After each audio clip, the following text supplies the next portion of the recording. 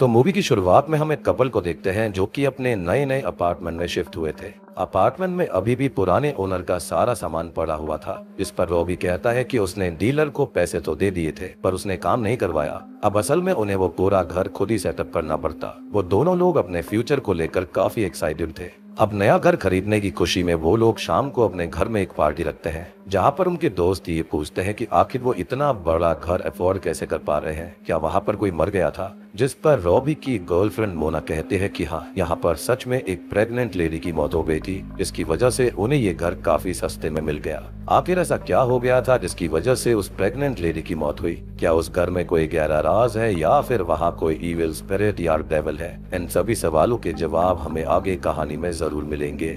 खैर, अब अगले दिन सुबह मोना जल्दी उठ जाती है और अपने घर की हॉल में उसे अपने पड़ोसियों के लड़ने की आवाज आ रही थी। वो लोग अपने बच्चे को लेकर लड़ रहे होते हैं और उससे हमको पता चलता है कि वो अपने बच्चे की देखभाल करने की वजह से परेशान थे और मोना को ऐसा भी लगता है कि वो लोग कुछ ठीक नहीं है। खैर, थोड़ी ही देर के बाद में रॉबी भी उठ जाता है और वो रेडी होकर ऑफिस चला जाता है। जिसके बाद मोना दिन भर घर में साफ सफाई और अरेंजमेंट्स करने में लग जाती है। सीन बदलता है और हम देखते हैं कि जब वो लोग सो रहे होते हैं तो मोना रॉबी से कहती है कि उसे कोई आवाज सुनाई दे रही है, जिस पर रॉबी कहता है कि ऐसा कुछ नहीं है। जिसके बाद जब वो सो रहे होते हैं तो मोना की अचानक नींद खुलती है और वो देखती है कि एक आदमी काले कपड़े पहनकर उसके ऊपर आ रहा था। कि तभी वो जाग जाती है और हम देखते हैं कि वो बस एक नाइटमेयर था। अब यहाँ पर एक बात ये थी कि मोना को अभी बच्चे नहीं चाहिए थे और वो ये भी देखती है कि उनके पड़ोसियों के घर में एक बच्चा होने की वजह से वो लोग काफी परेशान होते हैं और सिर्फ लड़ाई करते रहते हैं।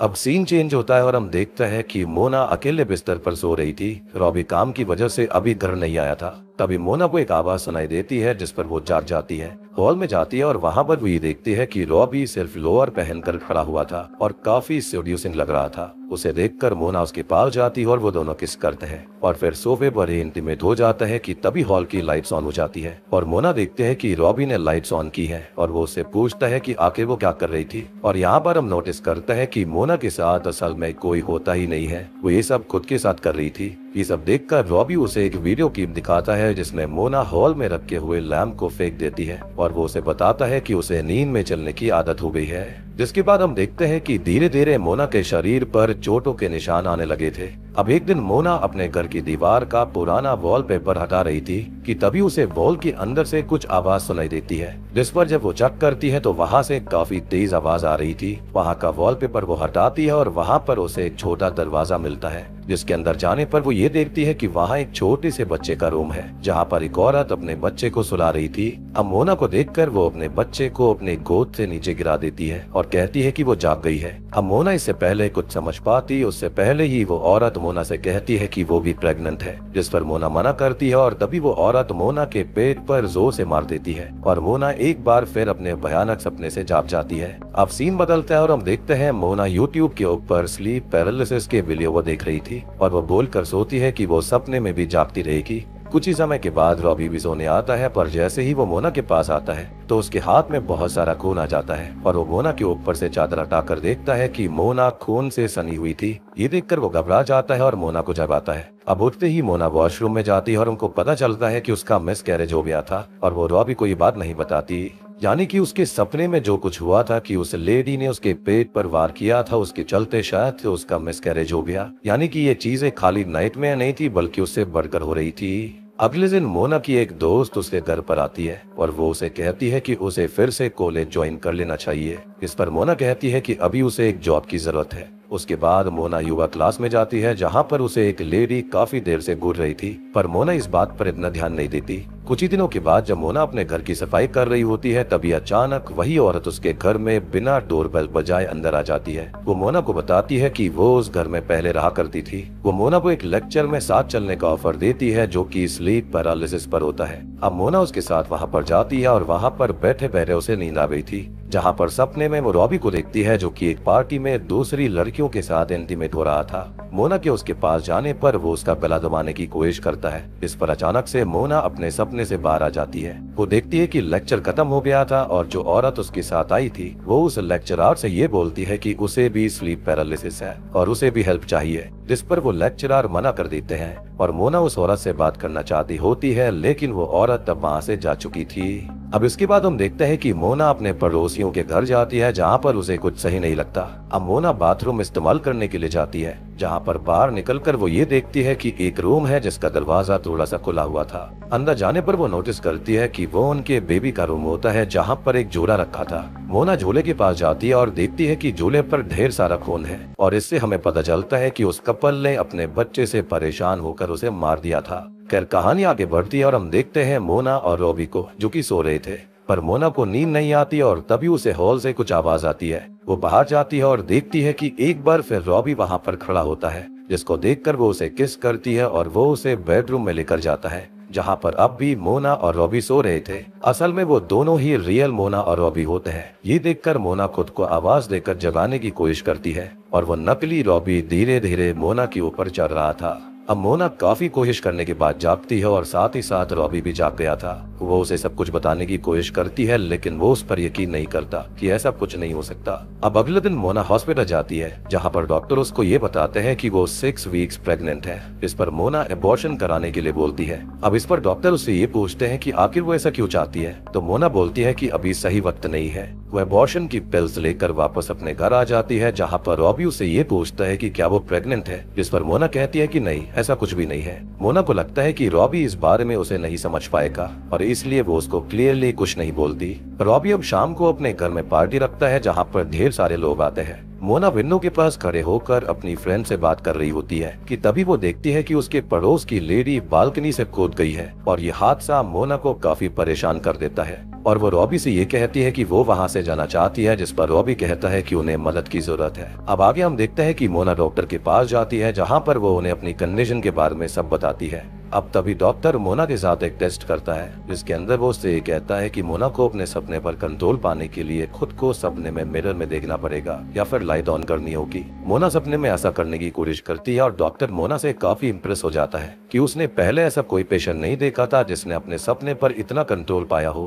तभी डॉक्टर मोना से अगली बार रॉबी को भी साथ लाने के लिए कहते हैं। अब अगली बार मोना रॉबी के साथ क्लिनिक में जाती है, जहाँ पर डॉक्टर फिर से मोना को सपना देखने के लिए कहते हैं। दूसरी तरफ रॉबी बाथरूम का बहाना करके एक दूसरे रूम में जाता है और वहाँ पर उसे कुछ पुराने पेशेंट्स की फाइल मिलती है। अब वही सपने में मोना उस नकली रॉबी से लड़ रही होती है, जो कि उसके साथ इंटीमेट हुआ करता था, और तभी डॉक्टर्स उसे जगाने लगते हैं, जिस पर वो डॉक्टर पर भी हमला कर देती है। लेकिन तभी आवाज सुनकर रॉबी वहाँ पर आकर उसे रोकता है और वो वापस से जाग जाती है। तभी घर पहुँचने पर रॉबी उसे वो फाइल दिखाता है और बताता है कि इस घर में पहले जितनी भी लड़कियां रहती थी उन सभी को ये स्लीप पैरालिसिस वाली दिक्कत थी और उसे डॉक्टर ने उनका इलाज भी किया था। और ये सब जानकर वो मोना को वहाँ जाने से साफ मना कर देता है। अब रात में जब मोना और रॉबी सो रहे होते हैं, तभी मोना फिर से उठ जाती है। उसे फिर से उसी वॉल से कुछ आवाज आती है। इस बार वॉल पर एक होल था, जिसमें से देखने पर मोना को एक छोटा बच्चा दिखता है जो कि रो रहा था। अब सीन चेंज होता है और हम देखते हैं कि रॉबी बाथरूम में आता है, जहाँ पर वो नोटिस करता है कि मोना बाथटब में बिना कपड़ों के पड़ी हुई थी और सारा पानी खून से लाल था। ये देखते ही वो मोना को तुरंत ही हॉस्पिटल लेकर जाता है, जहाँ पर डॉक्टर उनको बताता है कि मोना का बच्चा नहीं रहा,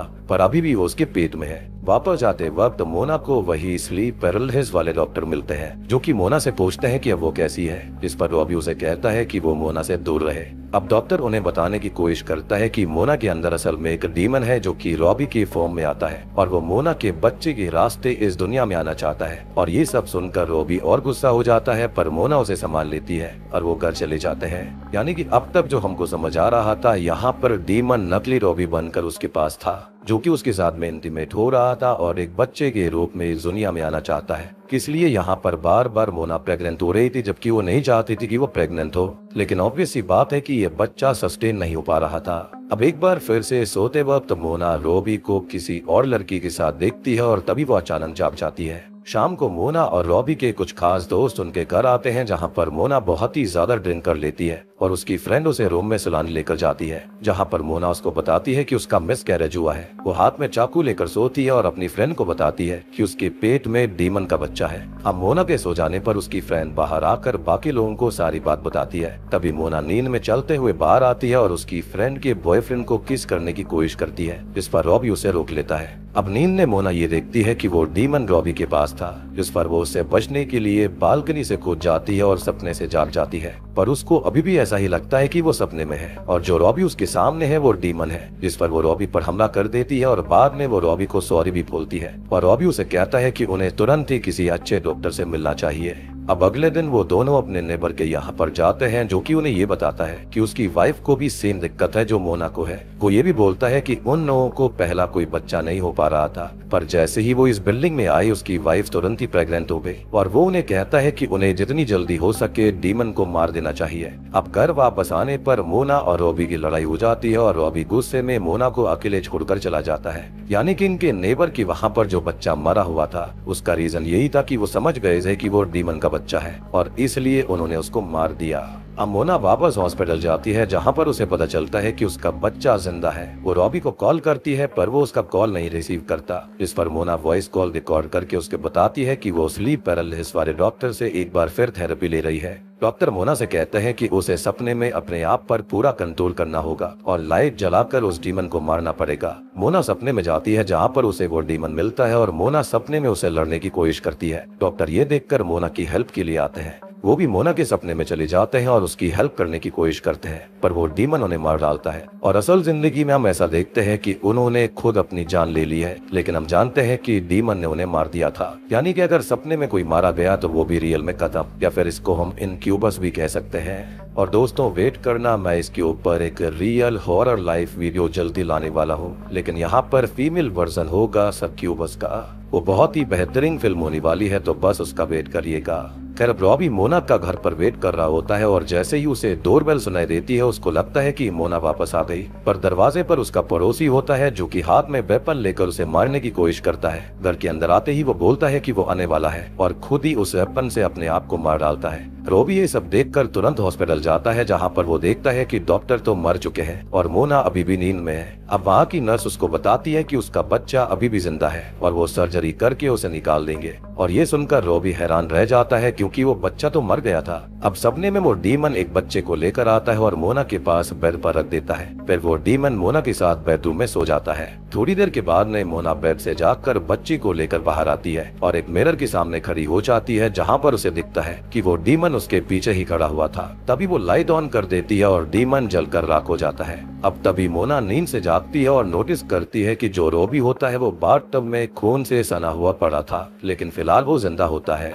अब कहानी में आगे हमको दिखाया जाता है कि अब रॉबी और मोना एक हैप्पी कपल के जैसे रह रहे होते हैं और उनका एक बेबी भी था। अब एक सुबह बेबी रो रहा होता है तो मोना उसे चुप करने के लिए बालकनी में लेकर जाती है, लेकिन तभी रॉबी वहाँ पर आता है और उसको बताता है कि वो सपने में नहीं है, पर मोना बच्चे को बालकनी से नीचे फेंक देती है। जी हाँ, और कहती है कि वो डीमन का बच्चा है, जैसे कि उनके पड़ोसियों ने किया था।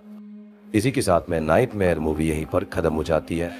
तो दोस्तों ये थी नाइटमेयर फिल्म की कहानी। अब देखो यहाँ पर दो थियोरीज निकल कर आती है। पहली तो ये है कि हाँ वाकई में इस घर में या फिर इस आसपास के इलाके में डीमन का वास था, जिसको कह सकते हैं कि इनक्यूबस का वास था, जो कि सपने में आकर इन लड़कियों को प्रेग्नेंट कर दिया करता और इसके जरिए ही इस दुनिया में आना चाहता था, या फिर ये कहे कि अपनी नस्ल को बढ़ाना चाहता था। उनके पड़ोस वाला जो बच्चा था वो भी डीमन था, जिसके चलते पड़ोसियों ने अपने बच्चे को मार डाला। और हमने देखा भी था कि रॉबी कैसे यहाँ पर मोना को बार बार रिजेक्ट कर दिया करता था, बार बार उसे दूर से रहा करता था, जिसके चलते डीमन ने मोना को एक परफेक्ट वेसल माना था और उसने उसके साथ में जो कुछ भी किया आपने पूरा देख लिया। लेकिन अल्टीमेटली मोना ने एंड में उस डीमन से लड़ाई करी और उसको मार दिया। दूसरी थ्योरी ये कहती है कि मोना यहाँ पर माँ बनने के लिए रेडी नहीं थी, जिसके चलते उसको ये सारी चीजें दिखाई दे रही थी। उसके अंदर एक ट्रॉमा था कि वो अच्छी माँ बन पाएगी या नहीं बन पाएगी, क्योंकि इस रिश्ते के अंदर देखा जाए तो रॉबी मोस्टली एब्सेंट रहता था और जहाँ पर उसको बार बार ख्याल आते थे ना कि रॉबी का यहाँ पर अफेयर वगैरह है, तो हो सकता है कि हाँ वाकई में उसके अफेयर्स वगैरह भी रहे होंगे। वो ऑफिस में काफी लेट तक रहता था, तो हो सकता है कि उसके अफेयर्स वगैरह जरूर थे, जिसके चलते मोना ऐसा सोचा करती होगी, या फिर उसने वाकई में ऐसा कुछ देख भी लिया होगा, जिसके चलते उसे ऐसे ख्याल आते होंगे कि वो बच्चे के लिए रेडी नहीं है। और उनके पड़ोसियों में भी सेम ड्रामा था कि वो भी बच्चे के लिए रेडी नहीं थे। या फिर ये भी हो सकता है कि ये दोनों ही सिनेरियोज यहाँ पर रहे होंगे जिसका फायदा डीमन ने उठाया था। बाकी आप लोग बताना कि आपको कौन सी वाली थ्योरी सही लगती है। उम्मीद करता हूँ कि आपको मूवी पसंद आई होगी, इनक्यूबस के ऊपर ये मूवी अच्छी लगी होगी और यहाँ पर स्लीप पैरालिसिस के बारे में भी डिस्कशन करा गया है। तो वीडियो पसंद आई हो तो लाइक कर देना, चैनल के ऊपर नए हैं तो सब्सक्राइब कर लीजिए।